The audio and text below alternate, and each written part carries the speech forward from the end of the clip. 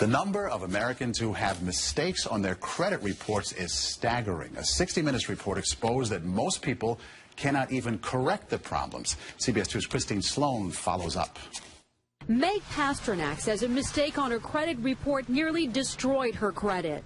We had to present so much documentation to say this wasn't ours, and then we still had to pay something to get rid of it. Pasternak says it took months to resolve the problem. You feel kind of helpless because they got you under the gun if you need to get a new car or a house or for anything. Pasternak is not alone in her frustration. A new government study finds up to 40 million Americans have mistakes on their credit reports. But an investigation by Steve Croft on 60 Minutes finds most people get nowhere trying to correct an error. Ohio's Attorney General tells Croft that is a clear violation of a federal law. The federal law says that if you believe that there is a mistake, you can go to them and they have an obligation to do a reasonable investigation.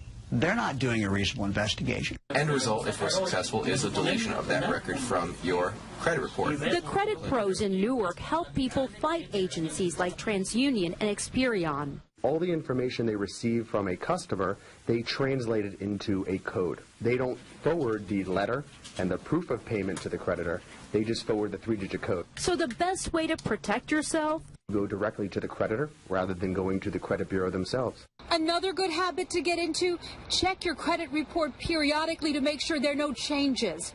In Clark, New Jersey, Christine Sloan, CBS 2 News. And like 60 Minutes, we were unable to get an actual person at the 3 credit reporting agencies.